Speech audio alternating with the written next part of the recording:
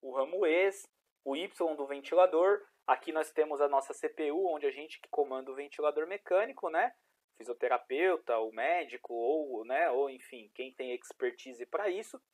E aqui ele fala de uma resistência expiratória, do tubo, resistência das vias aéreas, complacência pulmonar, complacência da caixa torácica, tudo coisas que influenciam na nossa ventilação. Então, o foco hoje é a sincronia, mas eu quero que vocês entendam que o negócio é muito complexo. Ventilação mecânica é complexa. E para a gente conseguir ter dados e entender essas coisas um pouquinho mais avançadas, inevitavelmente eu preciso entender muito de ventilação mecânica básica. Eu fiz uma postagem esses dias no meu Instagram falando sobre isso. Não adianta eu dominar todos os conceitos de delta POC, P01, assincronias e tudo que eu queira dominar se eu não domino o básico.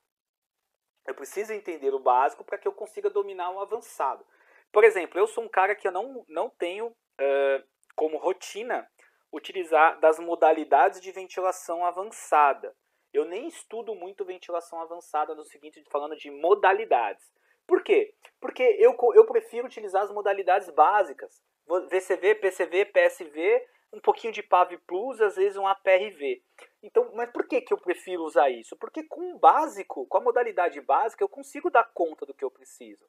Né? Então, com a época do Covid, começou muito a se utilizar a PRV, né? Que é a ventilação por liberação de pressão nas vias aéreas. E as pessoas muitas vezes não dominam a PRV. E colocam um paciente com Covid para ventilar em APRV, ventila mal o paciente, desrecruta o paciente, promove lesão pulmonar do paciente. Então tem que tomar muito cuidado, tá? Vamos dominar o básico, feijão com arroz muito bem feito, para que a gente consiga partir para algumas coisas diferenciadas, tá bom? Então vamos lá começar a falar de assincronia. Bom, esse estudo aqui, ele deu uma associada de assincronia com mortalidade. Ele pegou 50 pacientes no estudo prospectivo observacional. Então ele observou o paciente ao longo do tempo, né? Ele analisou mais ou menos ali 7.027 horas de ventilação mecânica e mais ou menos aqui, tudo isso aqui de ciclo, né? É ciclo pra caramba, né? Então, eles tinham uma observação de muitos ciclos ventilatórios, porque tinham 50 pacientes em ventilação mecânica. O que eles verificaram foi que todos os pacientes tinham pelo menos uma assincronia ventilatória. E eles perceberam que as assincronias eram menos frequentes entre meia-noite às 6 da manhã. Talvez porque o paciente esteja dormindo, talvez porque esteja com pouca manipulação, né? Então, assim, mas o que eles viram de interessante, galera, todo mundo tinha um tipo de assincronia. E qual que é o problema de todo mundo ter um tipo de assincronia, gente? Porque a assincronia, ela está associada com o aumento de tempo de ventilação mecânica. Então, qualquer assincronia que você tiver, ela pode aumentar o tempo de VM. Ela pode, inclusive, fazer com que o paciente tenha falha no desmame. E com isso a gente aumenta a mortalidade. Então, não é que a sincronia vai matar o paciente diretamente, mas ela vai contribuir para o aumento de mortalidade porque o paciente fica mais tempo na ventilação. E tem um detalhe. Hoje a gente sabe de um detalhe muito interessante, que pacientes com assincronia eles podem fazer lesões diafragmáticas. E aí por isso que esse paciente muitas vezes vai falhar no desmame, vai ficar na ventilação e pode ter um aumento de mortalidade. Então tem que tomar cuidado, gente. As assincronias elas devem ser detectadas, diagnosticadas e devem ser tratadas. Esse outro estudo aqui, eles verificaram os tipos de assincronias que os pacientes apresentavam. E aí o que aconteceu? Por exemplo, eles pegaram um grupo de pacientes lá no estudo e eles viram que quase 60% desses pacientes tinham assincronia. Tá? E dessas assincronias, uns 43% ali, 45% eram de esforços inefetivos. Então tinha alguma coisa errada que o paciente fazia esforço e não disparava o ventilador. Praticamente ali uns 30% era de duplo disparo e mais ou menos ali uns 25% de alto disparo. Né? Então o que acontece? Não é só essas assincronias, existem várias outras, a gente vai ver aqui. Só que o que eles percebem é, se o paciente tem algum tipo de assincronia, isso vai impactar no tempo de ventilação mecânica. E aí eu preciso descobrir qual é o tipo para saber como que eu vou tratar.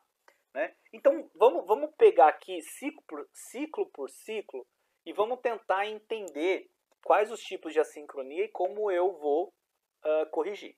Vocês podem, quem já assistiu a sincronia, quem já tem aí alguma intimidade com o assunto, vai perceber que durante a aula eu não vou falar, por exemplo, de autodisparo. O autodisparo ele ocorre por conta de um vazamento, né? Então, ou até por uma sensibilidade de disparo muito sensível também pode gerar autodisparo. Mas por que eu não vou falar dela na aula? Porque eu vou falar das que estão envolvidas com o ciclo ventilatório. Autodisparo está envolvido com vazamento, né? Muitas vezes com vazamento. Então, pode ser que vocês sintam falta de algum tipo de assincronia, mas eu vou falar das principais aqui para vocês. Por isso que eu mandei o artigo, porque a gente vai fazer a aula e depois vocês vão fazer uma leitura complementar disso daí, para vocês entenderem mais, tá? Tem inclusive um artigo nacional, depois eu mando esse artigo nacional, tá? Então, nós temos algumas fases do ciclo. A fase 1 é o disparo. E aí muitas pessoas vão falar assim para mim, mas professor, eu li na Diretrizes Brasileira de Ventilação Mecânica de 2013 que a fase 1 é a fase expiratória. Sim, na Diretriz Brasileira de Ventilação Mecânica eles usam diferentes dessa daqui que eu uso. Só que eu estou usando aqui uma literatura internacional, que é utilizado no mundo inteiro. Não sei porquê, nunca fui atrás para saber por que na Diretriz Brasileira de Ventilação Mecânica é diferente. Então eu sempre falo para vocês, quando vocês forem fazer uma prova, vocês têm que olhar qual é as referências bibliográficas dessa prova. Eu fiz a prova da Sobrafir-Cofito e lá caiu uma sincronia de fase 1, que era a fase expiratória. Então eu já sabia que eles queriam a fase expiratória, porque eu sabia que a referência bibliográfica que eles utilizavam de ventilação mecânica lá era a referência brasileira, tá? Só que eu estou usando aqui a referência internacional, onde o mundo inteiro usa desta forma, tirando o Brasil. Fase 1 é a fase de disparo. Então é quando o paciente precisa fazer força, né, para gerar abertura da válvula de fluxo, para que entre o ar para ele, né? Então quando ele dispara, quando ele faz uma inspiração, ele faz uma negativação, né, ele puxa o ar, ele vai fazer com que essa válvula se abra.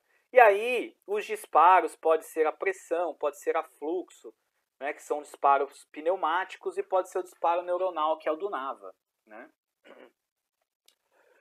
A fase 2 é a fase inspiratória, né?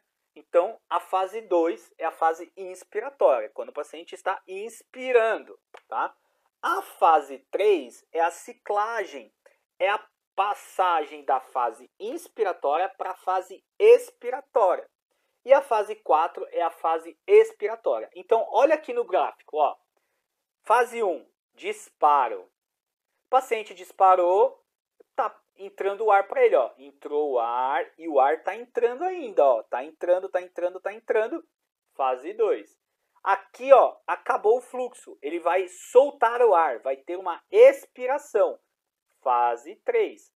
E aí que é a ciclagem, né? E aí quando ele começa a expirar, toda a expiração é a fase 4, tá? Então, bate um print aí dessa tela para vocês pegarem as fases, mas se quiser tá lá no artigo, tá? E faz um print aí depois e posta e marca a gente na rede social. Beleza, galera? Então vamos falar um pouquinho dessas fases. E aí eu vou usar esse estudo aqui, que é aquele que eu mandei no grupo para vocês de 2005, tá? É um bom estudo. Ele é de 2005, ele é um pouco antigo, mas ele é um bom estudo. Por que ele é bom? Porque ele te mostra algumas coisas interessantes, ó. Ele vai te mostrar uma curva de fluxo, que é essa curva aqui, ó, curva de fluxo. Ele vai te mostrar a curva de pressão do ventilador. E ele vai te mostrar essa PESO, que é a curva da pressão esofágica.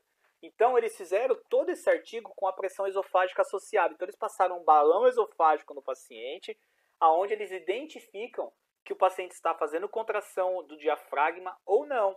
Olha aqui que interessante, não é ainda o assunto para discutir a sincronia, mas eu vou mostrar para vocês. Olha que interessante aqui, ó. Quando você pega o fluxo aqui, ó, a curva de fluxo, ó, o paciente expirou, expirando, expirando, expirando. Aqui o paciente tentou disparar o ventilador, mas ele não conseguiu. Ó, E aí eu pego a pressão esofágica, olha aqui a negativação da pressão esofágica, ó. Porque eu não estou com balão esofágico, a minha inspiração não é negativa. Aqui, ó, abaixou, ó, negativou. Então, pelo balão esofágico, pela pressão esofágica, eu percebo que o paciente negativou, mas ele não conseguiu disparar o ventilador. Por que ele não conseguiu disparar o ventilador? Aí eu preciso descobrir. O disparo do ventilador está muito alto para ele está com fraqueza muscular diafragmática, eu estou dando um volume corrente muito alto que está atuando no reflexo de Ehring-Breuer, alguma coisa está acontecendo que esse paciente não conseguiu disparar. Eu vou precisar fazer uma busca ativa, eu vou precisar avaliar o paciente. Então é por isso que eu preciso estar na beira do leito olhando para o ventilador e olhando para o paciente. Caso contrário, eu não vou conseguir fazer a avaliação. Então nós vamos discutir a fase